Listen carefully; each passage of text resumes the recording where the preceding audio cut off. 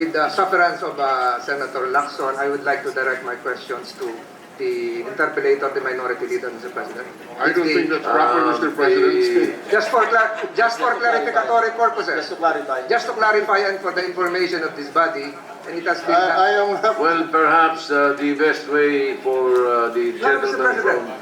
from Cavite is to make a manifestation. Yes.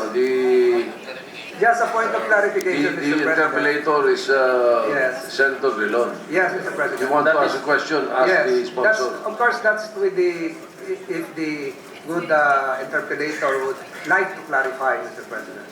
Because this is germane to the issue previously discussed as regards the sovereign agent, Mr. President, which I think is very critical in Section 4 and Section 6, Mr. President. Or if the good sponsor can answer, I will... for an orderly proceeding. Maybe the principal sponsor during the period of interpellation can attempt to answer, and we would react to that as an interpellator. But it's a little difficult to accept the process wherein the interpellator would be asked questions. No, Mr. President, just for the information of the body and the general public, I just wish the body to be clarified regarding an item, which, of course, with the permission of the minority leader, regarding an item relative to Section 4 and Section 6, which we have skipped. Yes. And if the good sponsor will answer, with more reason that I will pursue this, with the permission of the gentleman, of course. The discussion anchored on an agent acting in behalf of a state. Mr. President, if the two gentlemen would probably clarify to this representation, if an agent or a military officer or a police officer is acting pursuant to his duties, isn't it included in the state immunity doctrine? Considering that he is an agent of the state, he cannot be sued, Mr. President. Even if an act is considered as a terroristic act, he is not bound to be held in a foreign court or in a national court because he is acting in behalf of the state. Is my proposition correct from the two gentlemen? The sponsor may react or answer. As I responded to the distinguished minority leader earlier, the law does not exempt anyone. But the person committing the act of terrorism must be bound by the purpose as stated under the measure, Mr. President. If the purpose is different from or outside of the mission or the mandate assigned to that particular military officer or agent of the government, then he should be likewise held accountable or criminally liable for such act of terrorism, Mr. President. Mr. President, with the permission of Yes, the Mr. sponsor, in my humble view, this bill and the law should not apply to state agents because they are governed by some other law, the penal code or the or some other act. In fact, in the United States, Mr. President, the anti-terrorism bill, as defined in Title 22, Chapter 38, U.S. Code Number 2656, specifically excludes acts committed by includes only acts committed by non-state actors. So that a state actor, although he is liable for the crime committed, the crime is not under the anti-terror bill or law, but under another statute. You may be referring to the Articles of War, Mr. President. If you're a member of the Armed Forces of the Philippines, then you are covered by the Articles of War instead of some criminal acts covered by the civil courts. You may be referring to that, Mr. President. Yes. Well, because also... But what about members of the PNP? or some military or uniformed services that are not covered by the Articles of War. Does it also mean that... that is maybe the gentleman Mr. from President, Cavite. perhaps the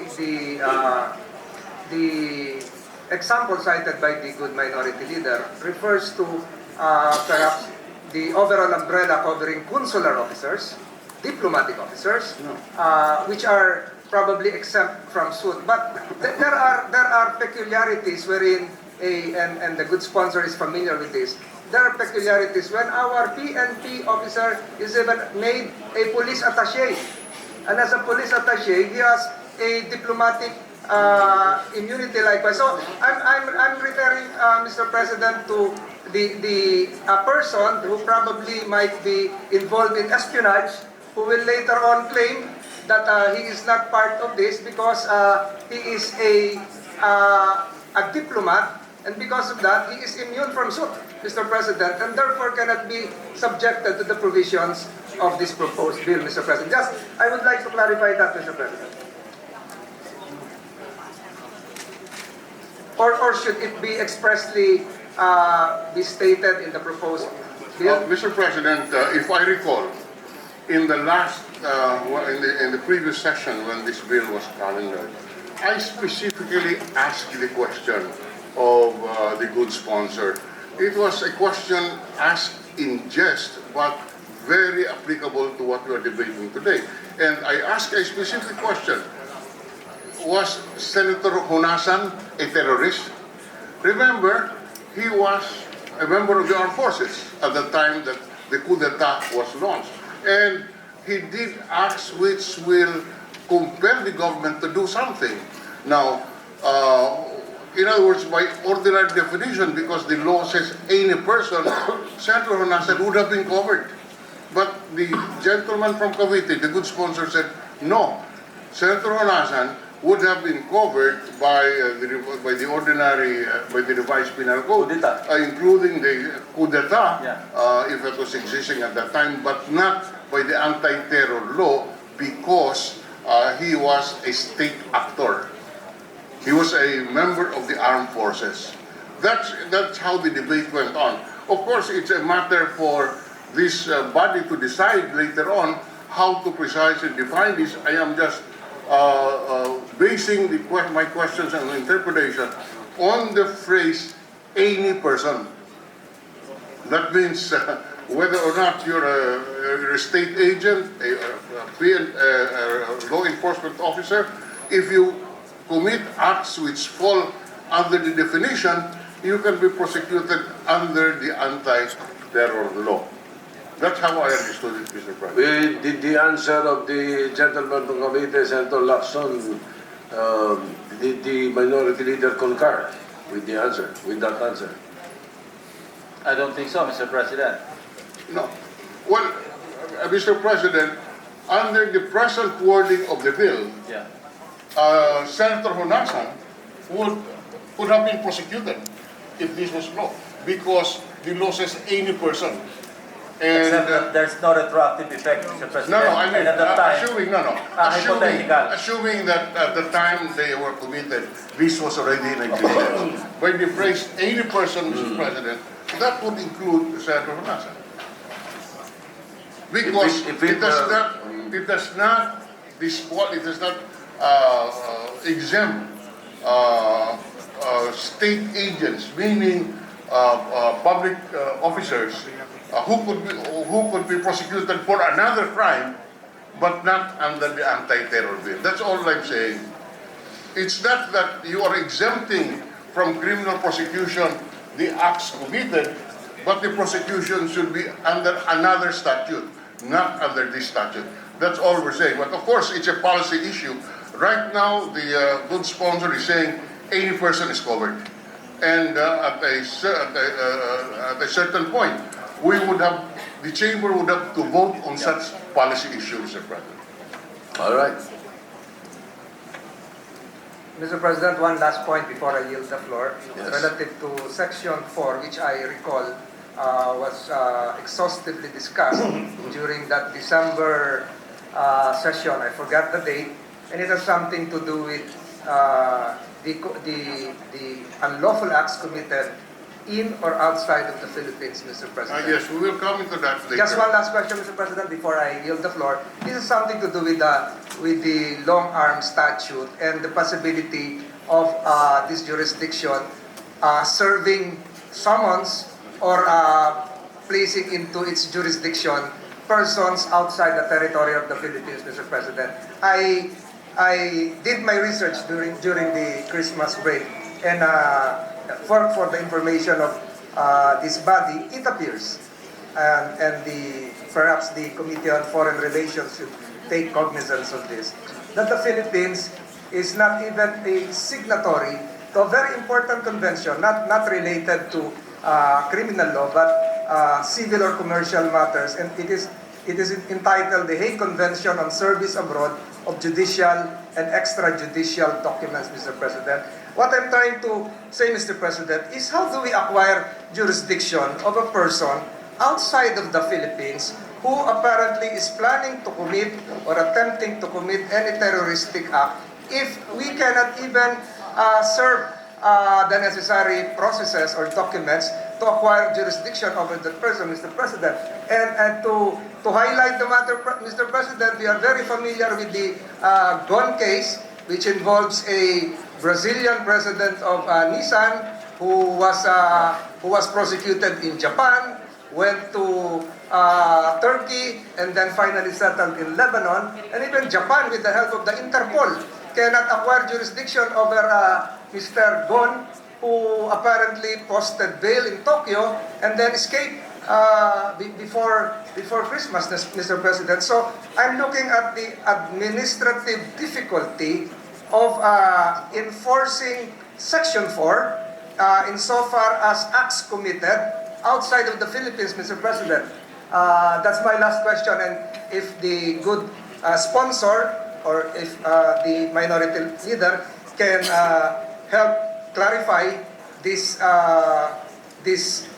predicament on how our courts will acquire a long-arm jurisdiction over a person outside the Philippines, is for us to really analyze, Mr. President.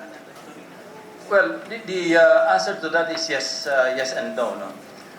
If it's outside of the jurisdiction of the country, the Philippines, then we cannot acquire jurisdiction. But once he steps into our territory, then we can acquire jurisdiction under the proposed provision in this measure, Mr. President. And as we also mentioned last December, we are applying the territoriality principle. And you yourself clarified that when you interjected, that we can actually acquire jurisdiction over foreign terrorists, but only when they step on the shores of the country, Mr. President. One last point, Mr. President.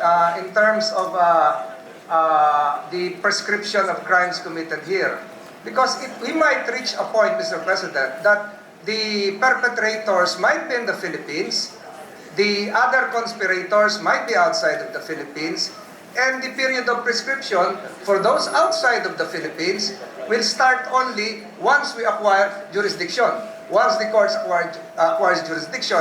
So we might be placed in an administrative dilemma wherein some of the co-conspirators are already in jail, and then or perhaps released, or perhaps the crime was prescribed. But for the other participants coming from outside of our territory, it will only commence once they enter our territory, Mr. President. Am I correct? So this would entail a very difficult administrative, judicial, prosecutorial proceedings insofar as our criminal justice system is concerned, Mr. President. I think the law on prescription will apply. For capital offenses, it's 20 years. So if that terrorist does not come to our country to be prosecuted, then and after a lapse of 20 years, then the crime against him shall be prescribed. I hope I'm correct with my response, Mr. President. Thank you, Mr. President. Thank you for the two gentlemen for allowing me to interject. I just have some administrative nuances that probably I will expound during the period of amendments, especially as regards the jurisdiction on criminal cases and the long-arm jurisdiction of our courts, if there is any, Mr. President. I'd like to thank the two gentlemen. Crimes committed outside, perhaps the good sponsor, with your respect, should be made aware of the current trend that most Latin American countries have now what they have blocking statutes. Meaning to say, if you file a case against a Nicaraguan in the United States, the Nicaraguan court will not assume jurisdiction if you file again another case against that Nicaraguan national. And that goes the same with citizens coming from Costa Rica, Guatemala, Ecuador, Dominican Republic, and I've said Nicaragua. What these Latin American countries are doing is this. You file a case against in the United States as the forum, we will no longer assume jurisdiction because the United States has more resources. Go ahead, try it in the United States. But here we are, with your respect, in our proposed bill, we are willing to assume more cases to be filed in our home courts, so to speak, though we might lack the resources. This is, I think, with your respect, Mr. President, against the current trend of unloading cases and giving it to courts, to forum, with more resources, such as the United States. They can try in their federal courts the terrorist, and the Latin American countries will no longer accept that, Mr. President. So I'm looking at the situation wherein we find a case against a Nicaraguan terrorist, and thereafter the evidence sprouted in Nicaragua. Nicaragua will no longer accept that, and it probably will undermine our own case, Mr. President. So just a manifestation to further highlight the difficulty of having a long-arm statute with grave administrative difficulties, Mr. President. Salamat po, Minority Floor Leader. Salamat po, sponsor. Yes, sir. Supersede the constitutional oversight functions of Congress over a creature of Congress itself. Because apparently, Mr. President, there is under Section 2 in said law an intergovernmental relations mechanism which in the resolution just proposed calls for the creation of an Bangsamoro. In Section 3, the succeeding section, calls for the creation of a Philippine Congress Bangsamoro Parliament Forum. Am I correct to state, Mr. President, that this forum would picture Congress itself, or even the Senate, as a co-equal body in terms of juridical and legislative relationships would be concerned, Mr. President? Not at all, Mr. President. Not a co-equal body, because the idea for the intergovernmental relations system or setup was really to harmonize particular programs of government who may, for example, if there's a problem between the Department of Health, the Ministry of Health, with problem with BARM, with the Ministry of Health, the intergovernmental relations body headed by their minister and our secretary will meet to iron out these problems. But on oversight functions, Mr. President, there's no question that in the Constitution it's very clear that there's oversight functions of Congress and Senate when it comes to measures emanating from these chambers, Mr. President.